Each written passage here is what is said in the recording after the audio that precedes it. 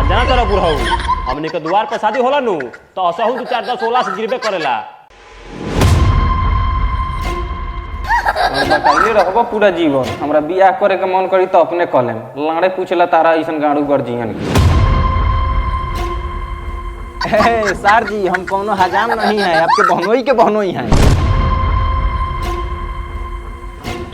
ये तनी छू के देखल हमारा भाई के, देखो तनी कौना सार में दम बा। रौरा जना के ऑर्केस्ट्रा कहतनी उ आजकल के रील बनावल फैशन हवे। और ना भेज दी खेसरिया लगे हाथ फेरी तो स्टार बन जइबे। हमरा पटना जाए के फिल्म का इंटरव्यू देबे तब हम हीरो बने। हीरो के साथ ही हम लाड़ बने सरवा जोकर कहीं का।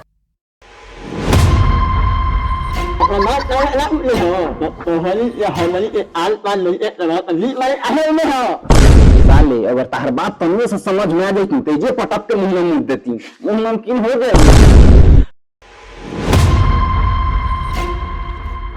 इसलिए का कहला कहतन निकरा के भोजपुरी में कौन वोट करके हमरा के बताइबे। ई बोललक ह जे जब तोर बाप के अपना पतो के मोटरसाइकिल पे बैठा के हेन्ने होने घुमावे के इतना शौक बा तो खाली हमरे लगे भेज देतिस ना, चारों बगल घुमा देती।